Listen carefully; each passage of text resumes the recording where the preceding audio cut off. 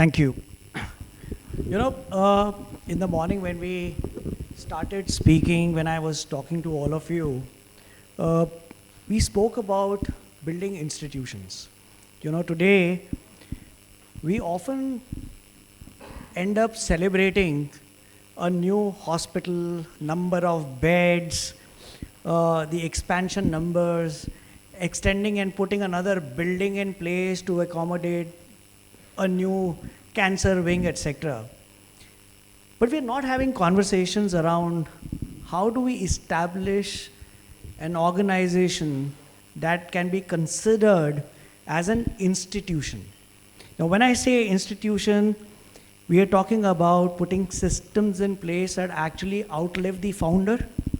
We've seen a lot of these healthcare institutions that are there today, which are known for the initial steps that the founders took. We're talking about cultures that protect the ethics, even under pressure. We have institutions that talk about organizations that scale, keeping trust intact. To have this conversation, we have with us Dr. Patil, because most of the speakers that you will find today, I've had some level of conversation with them in the past, and they've been cherry-picked for specific conversations. And I met Dr. Patil some time ago, and I understood from him his journey of how he became a doctor, how his family created a belief system in him, how he set up a hospital initially with the focus on orthopedics, and then turned it into a multi-specialty hospital, and then turned that multi-specialty hospital into a multi-location hospitals, right? Yes. So what a beautiful journey, Dr. Patil. Thank you so much for taking our time and flying into Delhi to have this conversation. Let me begin by asking you, when you started SPARSH, what was the problem that you were truly trying to solve when you said that, okay, listen, I'm going to set up a hospital. It's not going to be my clinic. It's not going to be my practice, but there's going to be an institution that I want to initiate. Yeah, I should say that it's been, like you said, it's been a very interesting journey, and nothing is constant. What was driving me then may not be driving me now, and the goalposts keep moving as the reality is. I had the best of education both in India and abroad, was practicing in UK, had a fabulous time enjoying the Western world's comforts and the luxuries, but something more brought me back to India, and the single most important reason why I came back to India was in the West, I was just towing the line. I was one of the people who'd be for the count one more person. My whole idea was come back to India. If I could bring some of it, what I've seen in the Western world 30 years ago, that was far more advanced than we were. The gaps were too many.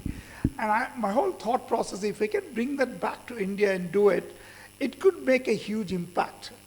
And that was a single driver what brought me back to India.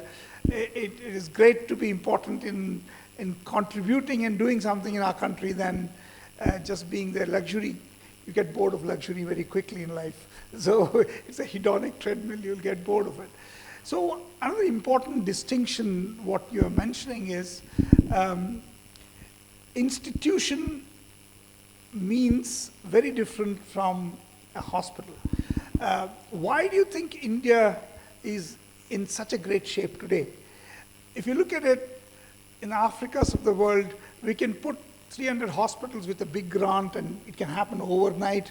Beautiful roads can be built, everything can be built. We may not have great roads in our cities, but what we have is great institutions, which will not happen overnight.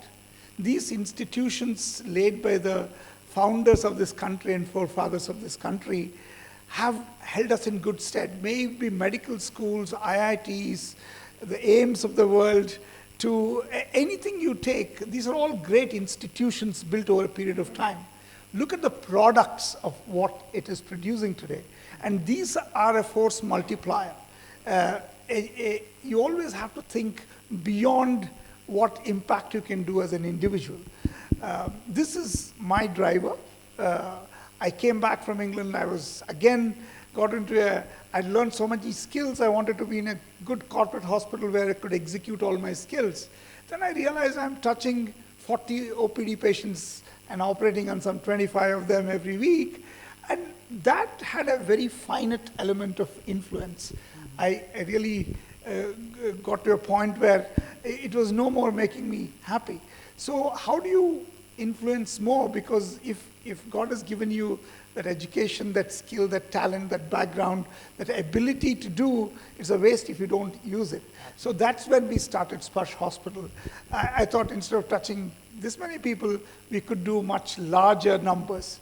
And the ethos with which I wanted to do, and it was possible to do it when I controlled the ecosystem and did it with certain values and certain amount of vision where I go. And that's why the institution started. That's what I would like Fantastic. Dr. Patil, we will keep this conversation to making it a master class because we can learn a lot from your journey. Now you spoke about you came from the West, you came back, you joined a corporate hospital, and then you realized that there was a finite impact that you could make, and you wanted to go beyond that. You set up SPARSH. When you are building an institution from when you were employed in an hospital, Yes. Yeah. and now that you are running your own institution, and with the ethos of setting up an institution, Yes. Yeah. you understood the challenges of what the doctors could face. Yes. Now, every institution to be successful is an outcome of the mindset of a leader. Yeah. How did during this journey, your leadership decision making evolve Yes. that we could learn from No, you? it's very interesting. I used to be one of the many consultants in the corporate hospital. And when I started my own hospital, everybody said, "You're the boss now." My colleagues, for fun, they would say, "You are the boss now. You don't have to do salam to the CEO anymore." And they thought, this is a great luxury, you're running your own organization. I go back and tell them, I used to do salam to only my CEO. Now I have to do salam to the entire organization, employees and all the consultants. So it's no luxury to be a leader. But on the more serious note, one basically needs to understand that empowering people and working towards a larger goal, more than nobody's working for you, but they're working for your goal, which they're inspired before joining, makes all the difference. Because I'm part of the team which is working towards the goal. Nobody's working for me. And that eliminates the personality, and they feel empowered to do things because the victory is in working together. How is it different? Hospital is different from working in your own clinic. The ability to be able to work in a team and ability to ask each other's help and deliver the best for the patient is the biggest advantage of a hospital and an institution, where there is constant learning, there is constant collaboration, and searching for the best solution for a given situation is what an institution allows you to do. And that's the greatest service you do. And that's basically has been drilled down. So I should also say that there are many people sitting here who head organizations and build organizations. And in the healthcare sector, my belief is if you're just treating patients who come into your OPD and that becomes a thing, I keep saying any doctor who joins a corporate hospital is a great guy only for 5 years. Because by that time, whatever he has learned is exhausted and it's outdated. There is no room in a corporate hospital for constant learning. And I think if that can be provided, then it becomes an institution. When you can train somebody in your organization as one of the important wings of a hospital, your influence is much bigger. Single man to multiple consultants, but when you train somebody, they go and treat somebody else in some other part of the country, some other town. I always say the third removed person, if you can influence a third removed person, that's when you become exponential in your impact. And I think that's the very essence of answer to your question. Fantastic. You know what, I remember telling someone that to be a team leader, Yes. you have to first become a team member. Yes. You know, Yes. because if there is no team, Yeah. there'll be nobody to lead. So acceptance of a leader Yes. is really important, and which is what you spoke about, becoming an inspiration Yes. to drive them for a goal and a vision. Now, when a doctor turns into an entrepreneur, you know, I mean, I'm very consciously using this word entrepreneur because you're talking about the business of healthcare. Yes. You have a responsibility towards keeping these institutions sustainable as well. It has to keep running. It can't run out of money. It can't run out of resources. It can't be faced with the challenge of enough people. Yeah. So profitability has to be kept in mind. Now, as a doctor, when we talk about profitability, it's not very kindly accepted in the industry. Were there incidents in your life, maybe any one incident that you can share with us, where you were challenged between choosing between what was ethically correct thing to do versus a negative financial impact of taking that decision? What helped you? What did you choose? How did you convince your teams and your institution that it was the right choice for you at that point in time? I think I could go on and on about that. So there is so many crossroads you come into when you have to run an institution. I'd like to say 2 or 3 things, whoever is starting an institution or wants to do an institution. Firstly, it's not a great place to be doing things for the sake of money. It's not a wonderful industry for that if you're starting from that point. Firstly, it has to be, you love doing it. There has to be a passion to do this, and only then you step into this. And one thing one clearly needs to understand is you need to have an attitude of postponed gratification. You cannot, this morning I do something, evening I can't get the result of that. This takes years of perseverance before you really enjoy the fruits of what you have done. Ability to be able to have a postponed gratification as a policy on the day one is very, very important. And the third and the most important thing for me is this business, you call it business, needs reputation capital. And you need to build reputation capital. If you want to be sustainable, you're not a fly-by-night operator. You cannot go away. You operate on a patient, you look after a patient. It's entire lifetime that person is your responsibility. So one cannot have shortcuts, and this reputation capital is what builds great institutions.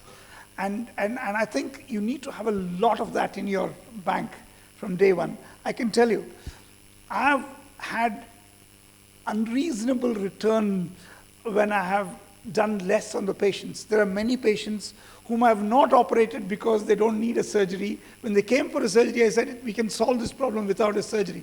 They are far more grateful to me, and they have been extraordinary ambassadors of our organizations, more than the patients I've operated and solved them. So you need to be ethical, you need to be right, you need to understand that it is not tomorrow morning, but it's going to be someday you'll reap the great benefits of reputation capital. Nothing can touch you. This DPT law doesn't touch you if you have a great reputation capital. Okay, don't worry about 50 crores and 250 crores. It's just scaring the hell out of everybody. But what I mean is that's important. And one simple example. We were having tough time paying our bills and running our show. And when we have situations like that, you want to hire consultants and doctors who have got big practices. And I knew this person has a big practice, and if I hired him, my problems will be solved in the next quarter. But I also knew this person is a very unethical person, operates on unnecessary patients. With all of that, and I had to choose between struggling and developing a right kind of team to hiring this person, and I chose to do the later. And today you're talking to me because we have built something substantial and something which stands for something valuable in this society. Absolutely, couldn't agree more with you on this.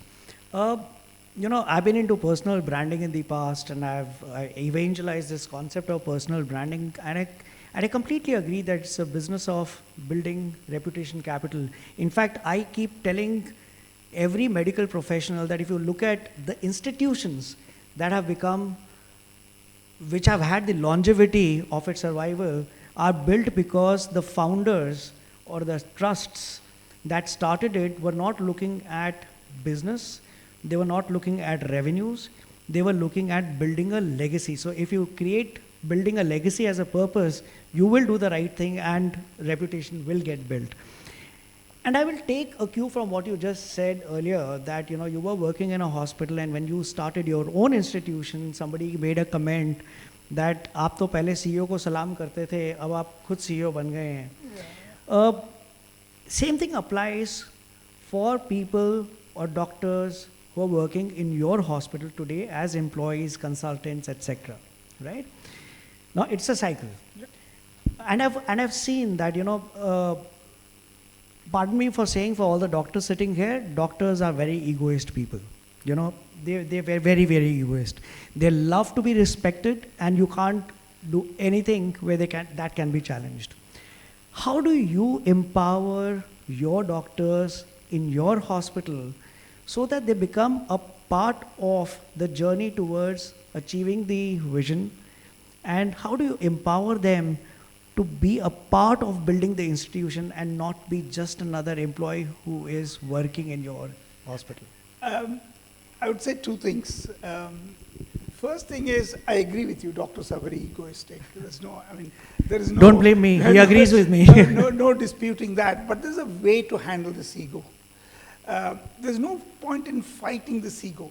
If somebody has to cut open another person's body and deal with uncertainty, go in and do something very, very challenging and come out and take the responsibility of a lifetime of what you have done, one error could be so devastating. When you do things like that day in and day out, you do get a complex of great authority.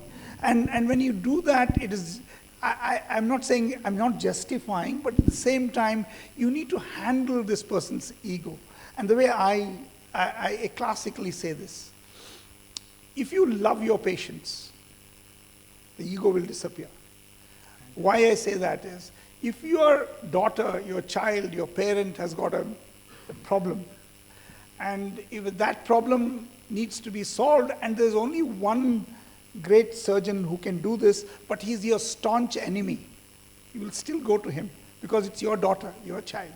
So if you love your patients, you will not think that I can solve all the problem. You'll go search the world and get the best solution for that person. So the advantage of working in a hospital is teamwork, and one needs to drop the ego and have a collaborative effort. But you need to empower him to do that. Don't force him to do that, or him or her, because I think when we understand, and I also give them complete freedom in terms of they are the best person to judge this patient's financial capability, this person's social capability, because nobody is closer in a situation like this than a doctor and patient relationship is very, very sacrosanct. No administrator, nobody will ever understand that relationship, the disease, what it means and what happens. So if we empower them, say, you want to write off the bills, you want to take it away, you want to support the patient in many ways, you are free to do that. And certainly they feel empowered. And that is also part of the ego. I'm able to decide what is needed for my patient, not an administrator, is a great privilege and a great force you give to the doctor. I think that's the way it works best. And I never think that will lead to financial failure. It will not. It will lead to the larger good. It will again build a capital for you. And I say the only one reason why a patient doesn't want to pay is because he thinks you are after his money. Correct. I keep saying this. People go to Tirupati, our part of the world, Tirupati is where everybody goes to. They put a lot of money in the hundi, saying that, God, let great things happen to me.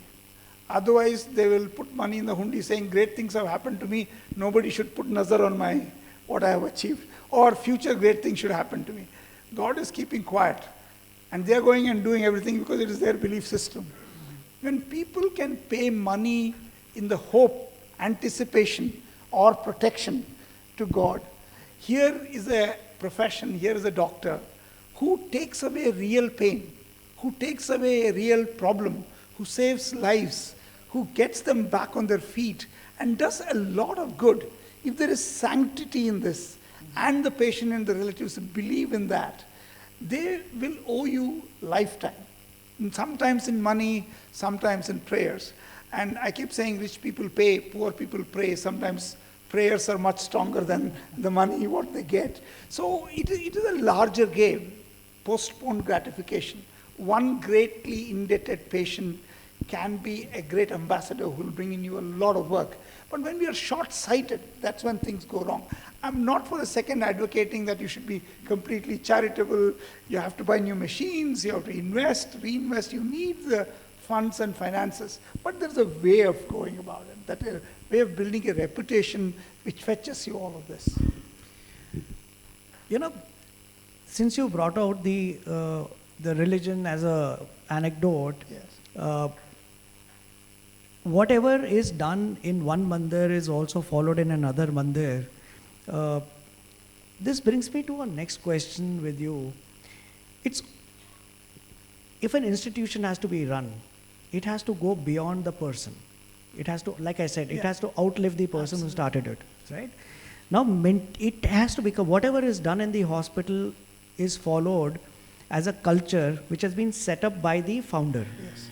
Now, when you're looking at setting up a culture, managing in that one building, one hospital is easy, but the culture has to flow seamlessly to every hospital within that chain, where you may not be physically present.